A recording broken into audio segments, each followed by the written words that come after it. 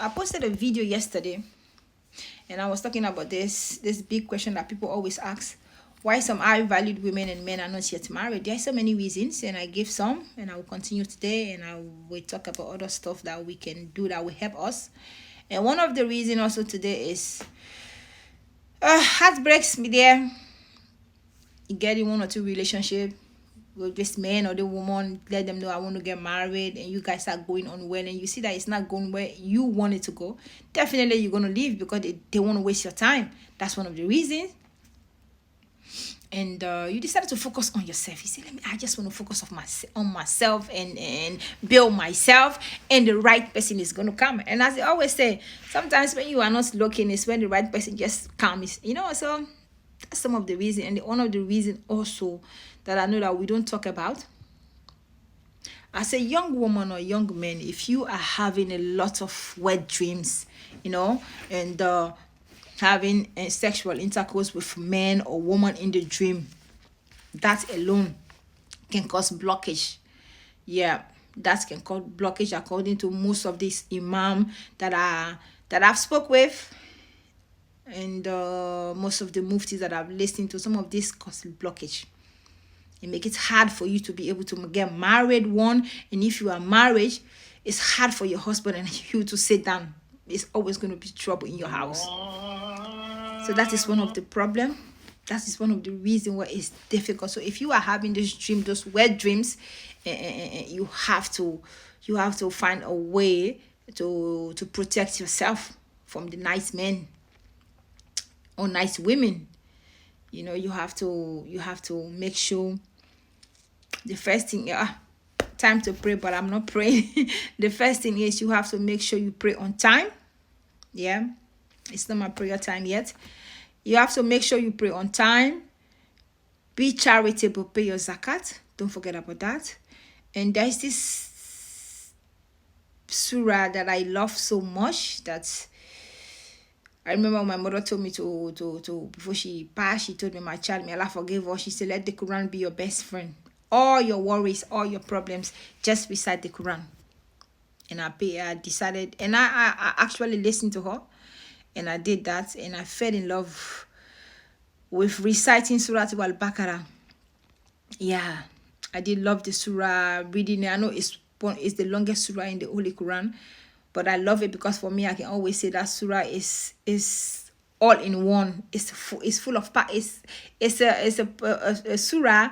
It's a whole package surah. That's what I always call it. I say it's whole package, because everything is in that surah, and that surah is full of blessings, protection. Just keep on. Any problem that you're going through, it protects you from. In fact, they said if that surah is on or is recited in any house, the devil can enter the house. The jinn, all of them, they are afraid of that place. So you see, that surah is a blessing surah. It's a surah to read. It's a surah to read, especially when you are facing difficulties to get married and also difficulties in your marriage. You should recite Surah Al-Baqarah.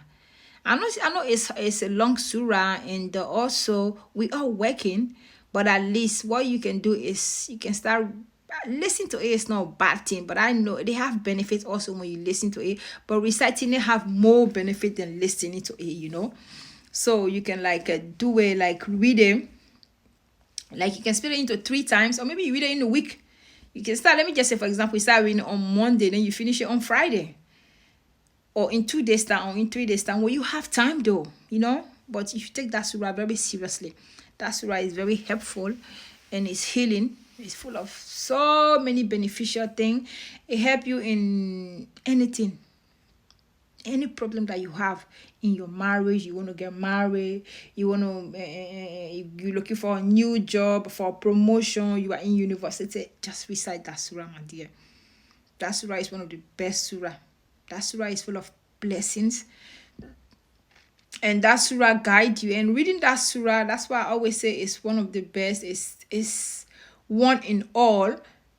Reciting that surah, there's so many benefits that it make you humble, it make you to be confident, it make you to stop judging people, it make you to mind your business. Because since I started reciting that surah, my behavior have changed so much that sometimes I said, I'm like, I just love sometimes being alone, you know.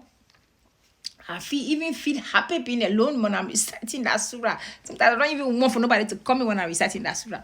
Because I want to recite it and finish it. For example, I say I want to finish this surah today.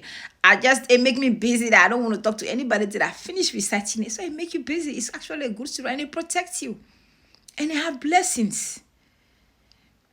Though I will always say, it's not like when you read the surah today, tomorrow, it's not magic.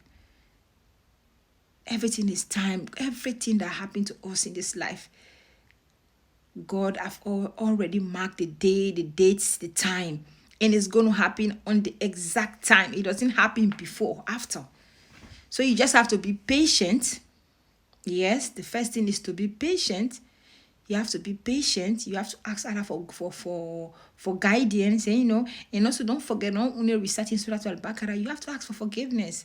Astaghfirullah, they have Astaghfirullah wa atubu ilayh, Astaghfirullah al-Hazim. Those are the shortest ones, You have to also be charitable, pay your zakat on, help people, be helpful, try to mind your business when people don't, but something is not even concerned you, don't go in there. Stop backbiting, stop talking about things that you don't know about. Take that time there and open the Quran every day. Make sure you read even that one verse in the Quran, sir. And that is what I always say. Start with Surah Al-Baqarah, because that is how so many people that I've talked. That is how I started my journey. Start reciting Surah Al-Baqarah because it's full of blessings. And it make it easier for you to be able to want to love and want to return back to open the book. And reciting the Quran, for me, I always say it's not just reciting it, it's understanding the Quran. You can't just recite the Quran, then you don't even understand the meaning. Because we are not Arab, we don't speak Arabic in where we came from. We speak English, some people French. So because of that, it's good that you read it in your language, you understand it. You can read it in Arabic, but you can also read it in your language, just to know what you're reading. Then that way you can also apply it to your life. Because that surah, if you read it, it have everything. So whatever that you're going through, you're facing difficulty in your marriage and you're facing difficulty to get married, so even stay in a relationship, recite Surah Al-Baqarah. Make Surah Al-Baqarah. Don't neglect it. Let it be part of you. You can go online, sometimes you can just sit down on your phone 1 hour, just not doing anything. Take that time, recite Surah Al-Baqarah and see how your life will change. Surah Al-Baqarah will make your life change. Wallahi. It will change you as a person. It will change your life. It will even change the way you even look at people, even treat people out there. Because that surah is full of blessings. So whatever that you are going through that is difficult for you, just recite Surah Al-Baqarah. Sometimes it will take 1 year, 2 years, 3 years, 4 years for you to get what you really want. But believe me, it will come to pass. And don't forget, tahajjud. Tahajjud prayer is also good. Pray, wake up in the night, talk to God. God always said that at that time, anybody that asks him for anything, he will give it to you. The halal one, not just any kind of thing. Anything that you want. As long as it's what you need and it is good for you, you will get it. It might not be the day that you want to, but it will be according to Allah's time. So let's pray for patience also. And for me, I always say, Surah Al-Baqarah have taught me how to be patient. I have to be confident in myself, how to be humble and know how to talk to people, how to treat people. So that surah is full of blessings, my brothers and sisters. Read that surah.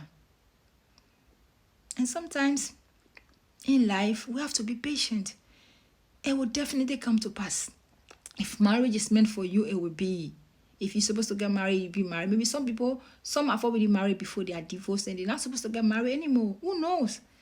Only Allah knows that. You don't know. So let's be patient, but at the same time, be prayerful. Be prayerful. Try to protect yourself. Be nice to people out there. Be kind. And those people that like to ask that question, why are you not married? You should stop embarrassing people. God's time is the best. Whatever God says will happen, will happen. Whatever is meant for you, even if you are under or up the mountain, high or whatever, wherever you are, it will find you and it will definitely come to pass by the power and the grace of Allah subhanahu wa ta'ala, by the Creator. Whatever Allah said, it will come to pass. Nobody will stop it. Stay blessed. Share this video.